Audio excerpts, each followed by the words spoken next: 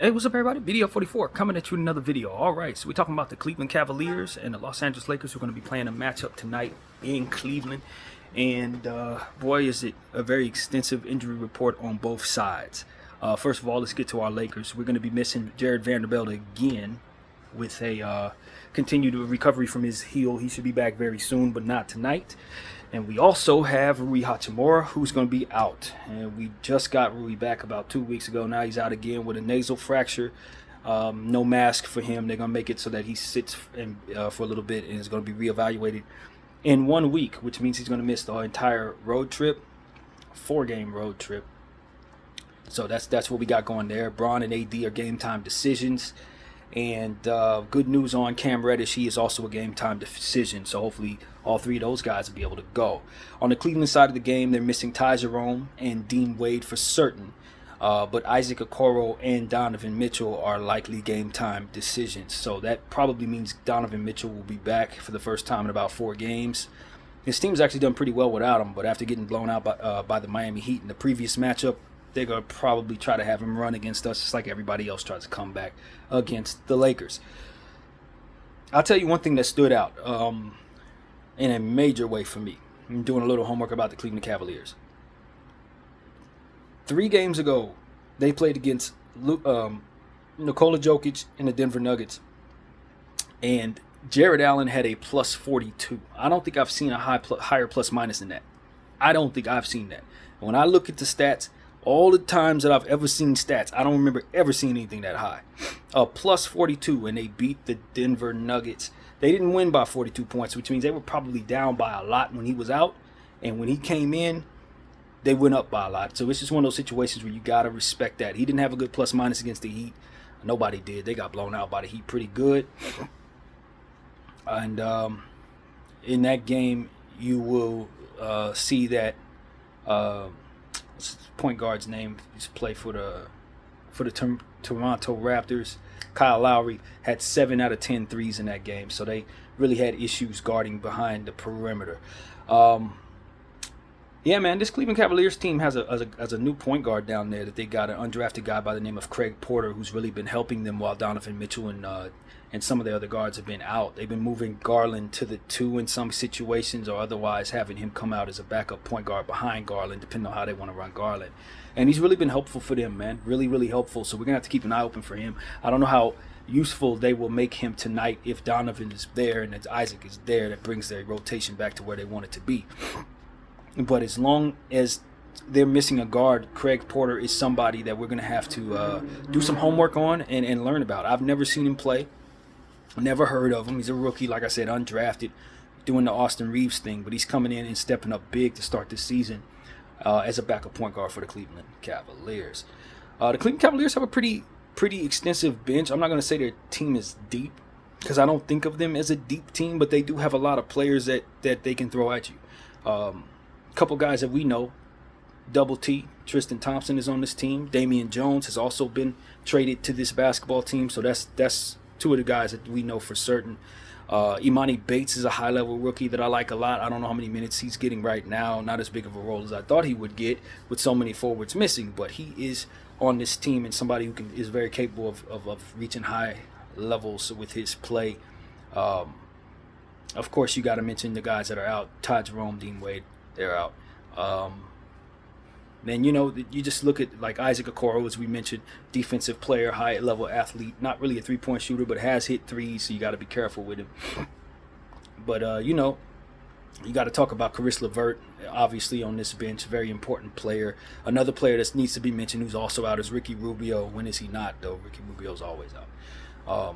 I didn't see him on the injury report, though, so maybe he's coming back today, or I don't think he's playing, though. I'm pretty certain he won't be out there. So this is a situation where the Cleveland Cavaliers, you just got to take them seriously, man. They do have a very nice starting lineup, set of players that they use. Max Strus is coming in from the Miami Heat. He's playing great for them this year. They paid him a whole bunch of money, and he's got his money. He's making use of that contract very early on.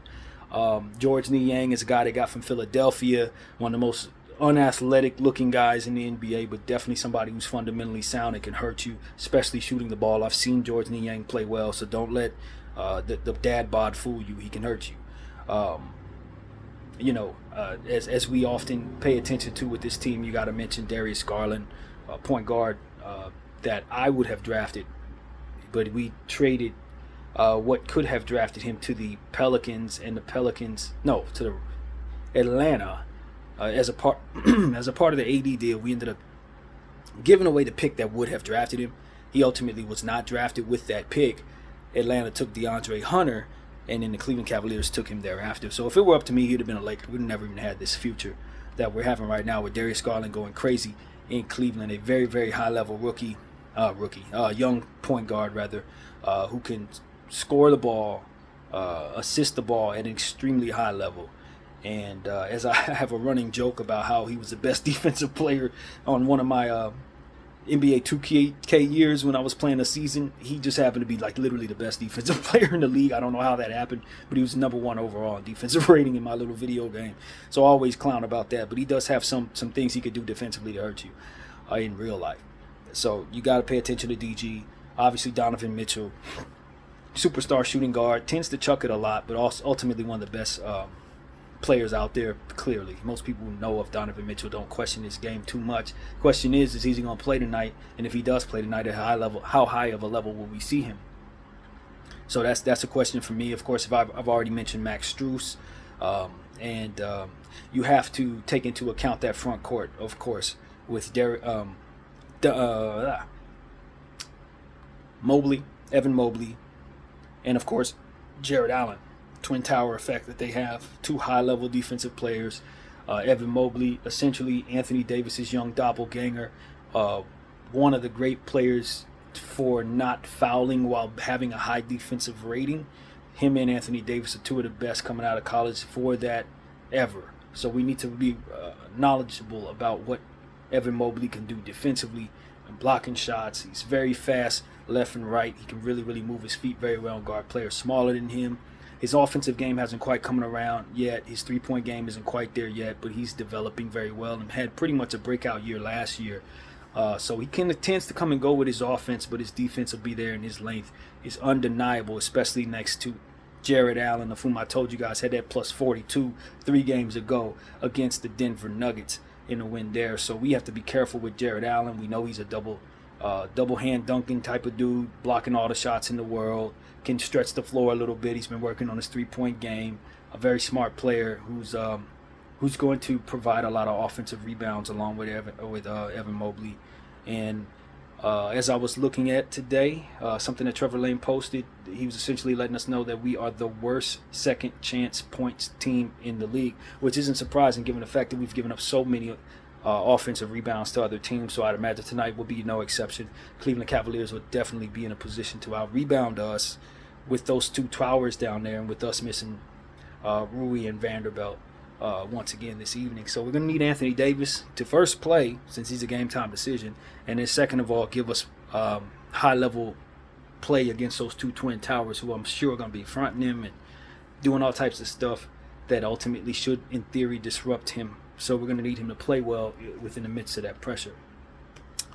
So with the Lakers, man, we're coming off a game we didn't really like, man. Let's just be honest. We had one of the more frustrating losses of the season against the Dallas Mavericks, where we were down by a lot, erased that deficit, came all the way back to get the lead, and then proceeded to go down by 7 again with like 2 minutes to go, then erased that deficit, and then just ultimately messed up the last play or two that could have sealed the victory for us. So it was a so close yet so far type of matchup where you really find yourself frustrated, sort of like that Sacramento Kings matchup where we went into overtime, couldn't quite beat them. Actually, we had 2 games against Sacramento that we didn't win, but one of them was rather frustrating because we couldn't get close enough. I think that was the home game against Sac. So we've had some issues beating certain teams, particularly ones that are really good right now. Dallas is a high-rated team. Of course, that Sacramento matchup, they've gotten better. And so we're looking at a team that in the terms of the Cleveland Cavaliers, it's not quite as good, but we don't match up well with them because of those twin towers and the fact that we want to run Bron and AD as our front court. That's just a nightmare trying to rebound over Cleveland. It always will be. So we're going to need guys like Jackson Hayes and Christian Wood to play and step up and really use their strengths to the best of their ability against that high-level defensive front court. And then you consider the fact that they are bringing double team off the bench. He is also someone who's going to give us problems. Of course, he knows our system from playing with us last year, playing with Bron all them years. And, we just got to understand that rebounding process is going to be something that if we don't team rebound, collectively come together to grab boards, Cleveland's just going to beat us by default with the matchups there. Yeah, not the greatest matchup for the Lakers, especially if Donovan Mitchell goes. Then you got Darius Garland, Donovan Mitchell being able to go for 30, both of them on the offensive end. You got Mobley and Allen, who are going to try to create problems for you in the interior for the defensive end. So if our three ball isn't falling, in theory, we're going to have trouble tonight, because at the end of the day, I don't imagine it's going to be a very easy to guard to score on them in the paint like we are often accustomed to doing to make up for our poor three-point shooting. So that's a little bit of a concern for me. I'm wondering how this score is going to look on our end. Are we going to be able to score 110, 15 points against this defense? They're not a great defensive team, but they hurt us in ways that we want to attack them in the interior. So that could, in theory, be a problem. So yeah, this could be a lot of different things, but one thing we know for sure is that LeBron James is going to show up in a matchup in Cleveland. You could best believe, even though he's a game time decision, I do not see him missing this game. Going back home to Ohio, where he's from, initially from Akron. Of course, he won championship with the Cleveland Cavaliers, had 2 stints with the Cleveland Cavaliers, took him to the finals a million times. This is home for the king. And so winning this game is going to mean everything to him. I'd imagine because of that, Anthony Davis will also be available. I don't see either one of them missing this matchup at all. But the question is, will they be successful against the Cavaliers? We did not win our last Cavalier matchup, if I'm not mistaken. When we went to their house, we got smoked pretty good, and we have gotten smoked pretty good by them over the years since Bron has been here some of those times. So, it's very important that we show up, man. Donovan Mitchell with a guy like that and Darius Garland, their ceilings can go up so high. Both of them are basically superstars, more or less. So if you're not going to defend them properly, just expect to lose. That's what concerns me, man. I don't know that we have the guys that can match up with them. Now, obviously, getting back Cam Reddish is a big deal. So we hope that with him being on the floor, he can kind of give us some of that offense, the defensive energy that we need to try to offset at least one of those guys. We need Austin Reeves to play at a much higher level than he's been able to show us this year. But he has had some good games. Over the last several games, he was, really good and solid for us. So hopefully he can carry that into the matchup here with the Cavs. And, as I continue to think about the Cavaliers, man, we just got to be very careful not to underestimate their role players. The Max Struess's, George Niang's, Caris LeVert, if Okoro goes, we can't underestimate those dudes. They can really hurt you, especially Max Strus, the way he's been playing this season. He can stretch the floor, and he's going to play defense. He's a high-energy guy with some length. So two-way guys like that really, really tend to hurt the Lakers at times. Hopefully Max Strus is having a bad shooting night, because he tends to do that on a regular basis, to be honest with you. But every once in a while, if not every so often, he will shoot the ball very well and can light you up from behind the arc. So hopefully with the Cleveland Cavaliers playing so poorly against the Miami Heat, that can kind of carry over into this matchup, and we can just take care of business and play a good level of basketball that should be able to overpower them, especially if for some reason Donovan doesn't show up for this matchup. If he's not available to go, I feel a lot better about us. But, we got to be careful with their role players, because just like we dealt with Skylar Mays with the Portland Trailblazers, this Craig Porter guy, he can do some things. He can really do some things, passing and scoring the ball, from what I've understood it to be. So, yeah, man, this Cleveland Cavalier matchup, I'm not overly excited about this one, just because I don't like the matchups. When you have the issues that we have with the Twin Tower effect, obviously we can match up size-wise with Anthony Davis and Christian Wood. But how successful is Christian Wood going to be against Evan Mobley trying to guard him? That's the question I have. We need these guys to be at a high level. How well is Jackson Hayes going to play tonight with that type of front court to deal with? It's going to be about Bron playing at a high level. He's obviously been shooting the ball very well. His 3-point percentage rating is as high as it's been in his entire career. So we love that his shooting, the working that he's put in, is paying off in a major way. But what Anthony Davis are we going to get tonight? That's a question I have. Is he going to be a high-scoring Anthony Davis, or is he going to be more so giving us what he gave us in the last game, which was only about 10 points, that we really couldn't do a whole lot with against the Dallas Mavericks. We needed a lot more from him. So, I know he's still probably dealing with the hip. He's probably still trying to heal from that. But we're going to need him to match up strong tonight against that front court duo.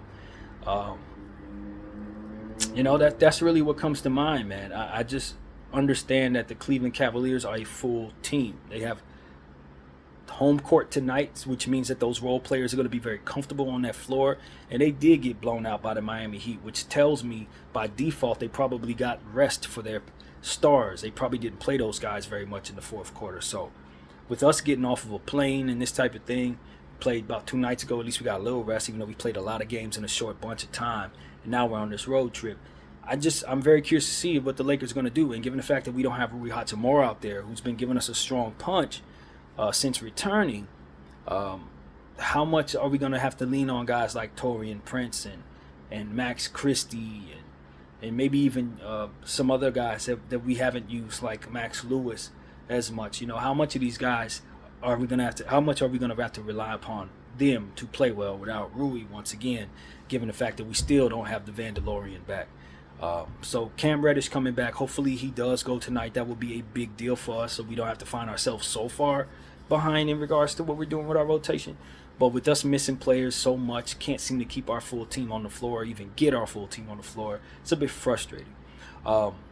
In regards to Vando, from what I understand, we're waiting to get him some physical matchups in practice. I guess they're trying to get him to take on some on-contact matchups in practice, and have yet to do that.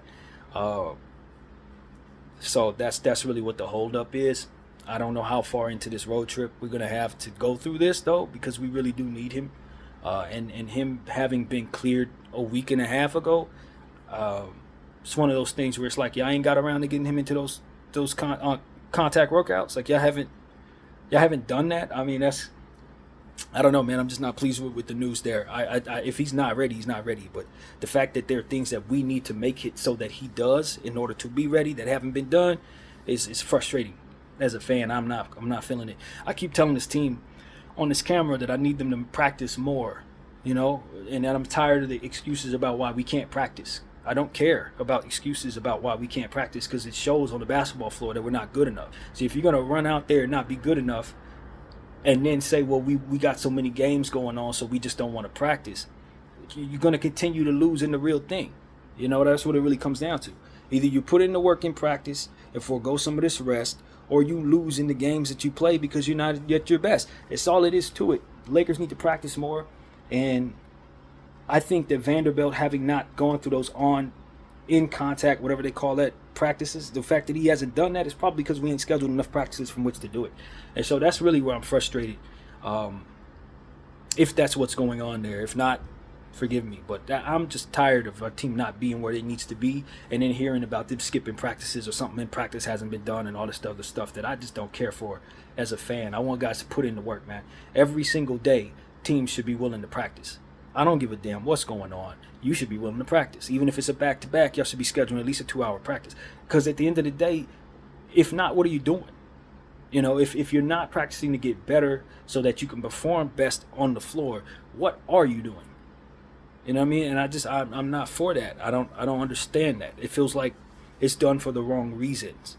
Not just to keep guys healthy, but to coddle them as millionaires and allow them to have the freedom to not be as good and still come out there and not perform to their highest level when that is the case. So I'm not. I think the Lakers have shown themselves to be a team that's struggling because they don't have everyone, but they're also struggling because they don't practice enough. And that is something that I do not have any tolerance for. So, yeah, man, I want to see us practice more. On this road trip, we should have been scheduling on contact, whatever the hell they call that, practice for Vanderbilt should be done right now. They should be practicing right now. And then you could say he had his contact practice, get him a 2-hour rest, and then suit him up for the game tonight. That would be what I would prefer.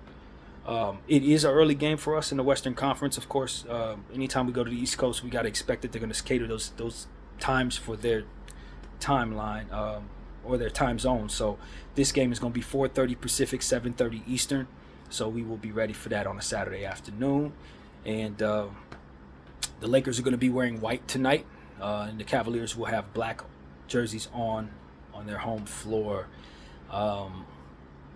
You know what I'm saying? That's where my mind goes as far as this is concerned. The Cleveland Cavaliers have won 4 of their last 5 games. It just happened to get blown out by the Miami Heat. But they did win their matchup before that against the Philadelphia 76ers, where Maxey and Embiid both played well but couldn't overcome the Cleveland Cavaliers. And then before that, of course, the Denver Nugget matchup I was telling y'all about, they won. And then before that, they had an 8-point win against the Washington Wizards. And I don't know what they did before that. I actually don't know. They might have won that game too, but that's my memory of what I saw there. And so the Cleveland Cavaliers have not been accustomed to losing very much. And if anything, them 7 threes that Kyle Lowry shot in the Miami Heat were ultimately what it was about for them, getting blown out. Of course, not having Donovan Mitchell was tough, but they've been winning without him. So we need to be aware of that. We need to be aware of that, especially with us having to remove Rui once again. I would have loved to see Mask Rui, man.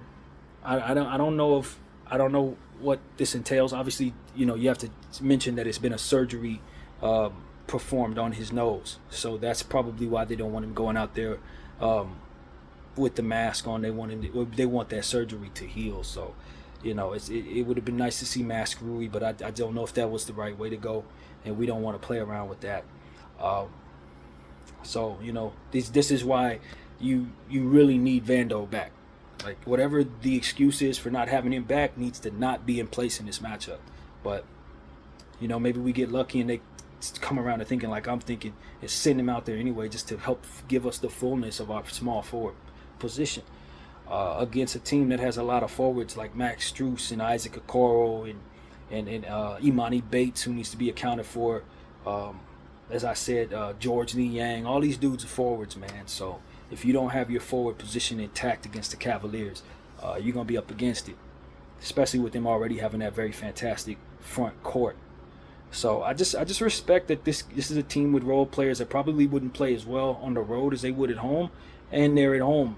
And so that's what really comes down to it. Donovan Mitchell, as a superstar, having a game time decision against the Lakers, he's going to want to play. You just know he is, man. With the rumors that have been out there that he could possibly be traded someday in some way, you know he wants to show up and perform against us at home. So there's only one matchup that he's going to have on his home floor against the Lakers and LeBron James, and I'm pretty damn certain if he has any chance of going, he's going to take it.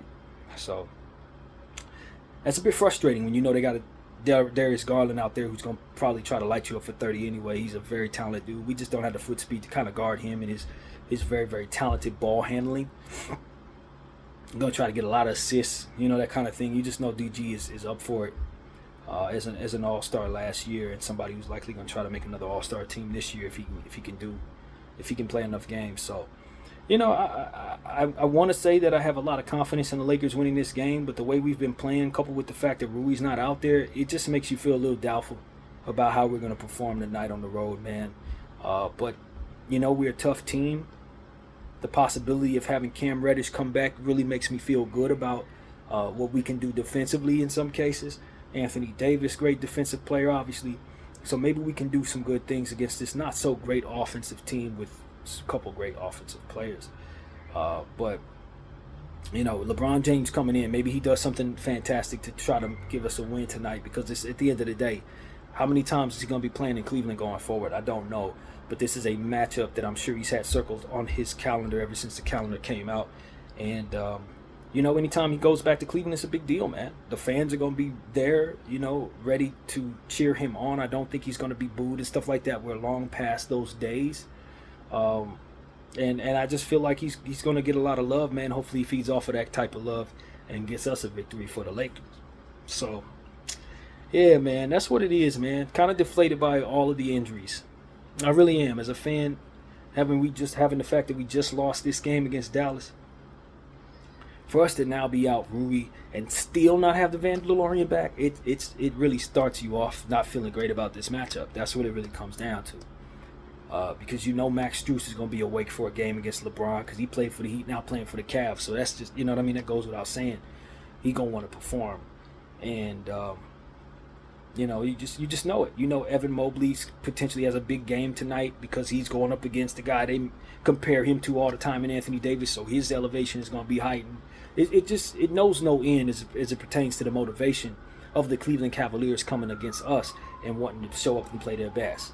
Having lost to the Heat in the last game, I mean, all of that, the whole LeBron thing is just going to make it so that the Cavaliers are a good bet to play better, simply put. So we had better get something from our guys, man. Taurean Prince played a really good game against the Dallas Mavericks. I've been complaining a lot about him, but he was good against Dallas.